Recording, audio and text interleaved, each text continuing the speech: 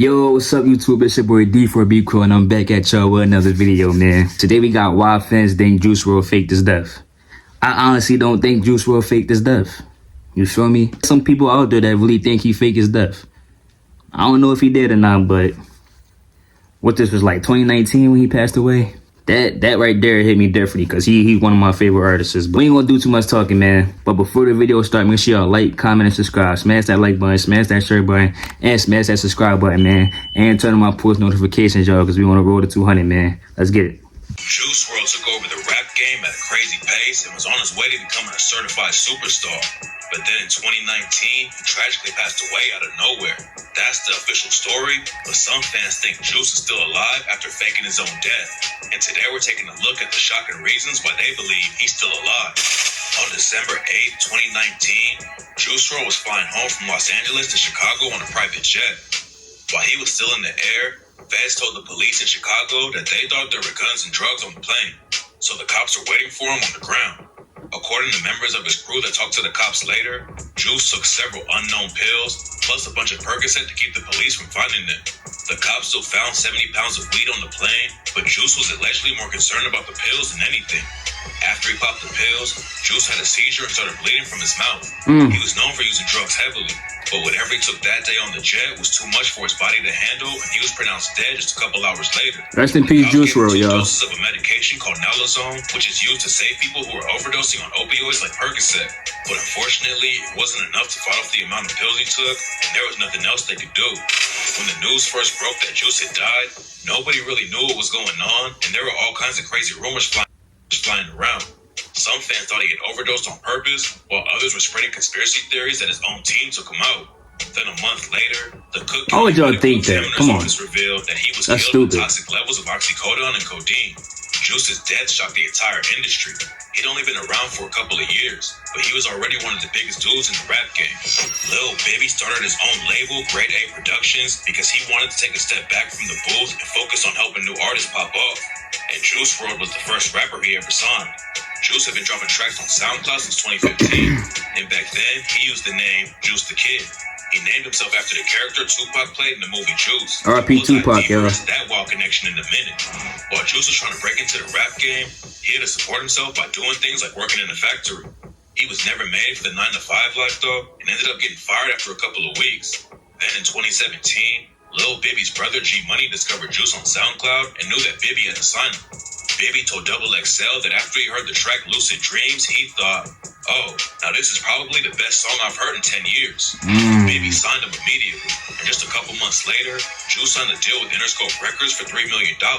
He dropped his debut album, which ended up selling over 5 million copies and going quintuple platinum. And the track Lucid Dreams racked up over 2 billion streams on Spotify. He followed it up with an EP dedicated to Lil Peep and XXXTentacion, who both died before they made it past 21 years old. Seeing other young rappers die didn't slow him down though, and Juice stayed on his music grind. He hopped on Travis Scott's track No Bystanders and hit the Billboard Hot 100 again. Then he linked up with Future for the collab tape World's on Drugs and debuted at number 2 Fire album. 200 chart. Fire album right there, not gonna lie, yo. In the game for around a year, and his wild success actually ties right to the theories about him still being alive. By the time his second album came out in March 2019, the hype around Juice Wrld was insane. He came out of nowhere and started dominating the charts like nobody had ever seen.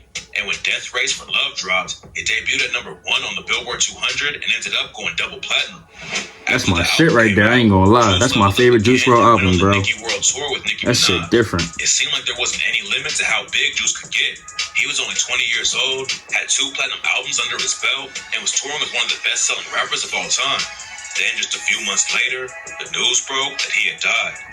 One of the biggest reasons people think the news about his death is sketchy is because of Juice's girlfriend, Ali Lottie. Last year, a video leaked that she sent to an unknown person on Instagram. In the video, Ali claimed that there was a lot of stuff going down behind the scenes that nobody knew about. According to her, there are people trying to make sure that she's not here. They tried and tried their hardest to make sure I wasn't going to be here. It made it sound like they wanted her dead. Nobody knows who she's talking about, but Ali said she was going to take it to court as soon as she knew that it would be safe for her. She said that the whole situation was about money, but didn't air out any details. Then, during an Instagram live session, Ali went off on people commenting about her online and said that Juice would be proud of her. Then, during that same live, she made a wild claim that shocked everyone. According to her, You guys think he died from a drug overdose? You're wrong! You're wrong! Literally! she didn't say what really went down with him, but the live led to even more rumors spreading on social media. That's when Juice's cousin Mills hopped into the conversation. But that's what I'm saying though, right? If she knew that he died from a drug overdose, why is she trying to play it off like he did? So she probably knows something that we don't know. Or she probably knows something that his record label don't know. Or the people that's around him didn't know. Something happened on that plane, bro. Or something happened when he passed away. Like, it's too much conspiracy, bro, around that. I'm not gonna lie.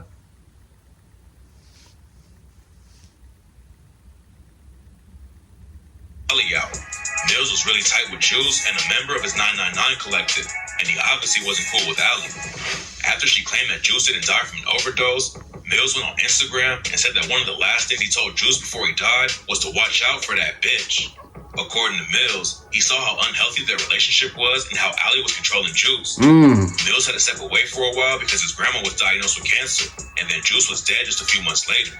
Mills said Ali called him and Juice's other homies bad boys, even though she was almost 30 and dating a 19-year-old. He said that Juice was being used by everyone around Damn, him she was from the time 30 he years woke up in the old. morning until he went God to sleep, damn. including his own mom. Mills made the situation sound crazy toxic, and he thinks it led to Juice relying on drugs more and more. His fans knew that Juice used drugs, but most of them never realized how heavy he was on them. His ex-girlfriend Alexia Smith told the Daily Mail that Juice was always on drugs and that people used that to take advantage of him. According to her, labels were even offering him drugs just to try and get him into a deal. And one time, she allegedly saw someone from a record label trying to give Juice cocaine and morphine. Alexia said she broke up with him because the drug use got worse and he became violent when he tried to kick the habit. After they broke up, Ali Lottie came into the picture, and that's when everything took a turn for the worse. Ali claimed that she linked up with Juice through social media because she wanted to reach out as a fan of his music. They talked for a while online before making their relationship official, but it turns out that she was definitely capping about the situation. He had to been capping, bro, for sure. Where Ali was in the car with the Juice song playing in the background. And this is why I can't listen to the fucking radio. I need to stop fucking rappers. Juice's fans started airing her out online over the video, but that's not the only. Alright. I ain't gonna lie. Me personally, if I was him and he was still alive, I don't know if he'd still be with her, but bro, I would've, listen, you can't talk about me like that, bro, and you my female. Like, it's too many people out here that know me. And you talking bad on my name, that's crazy, bro. These females really be doing that, and that's corny, bro. That right there is cornball activity. That is cornball energy, cornball activity right there, bro. You wait till I pass away to talk shit about me, bro. That's wild. That's crazy. That's wild. They were pressed. Ali It's Lottie fucked up. started dating an 18-year-old entrepreneur named Carter Jameson, who owns a company that links up with influencers for social media giveaways. They both tried to deny that they were dating at first, but then Jameson admitted that they were living in the same house. Ali can obviously date whoever she wants, even if they're way younger than her. But then Juice's fans noticed that Jameson was wearing a watch that Juice bought for Ali. Then rumors were flying that Ali had her Juice Wrld tattoo removed, but that was nothing compared to the news that She were out of announced. pocket. A lot of fans blame She Ali for fucked making up. Juice's drug problems worse. She's The track fucked up in the Runner head, 2 bro. came out after he died. And on the track, he even raps, "Maybe it's the love, maybe it's the drugs. Maybe it's because my girlfriend is the plug. Cocaine strums like guitar chords. She loves drugs, she goes hardcore. She's hiding from the truth, it's under the rug. Maybe it's because the lies, they fill her up."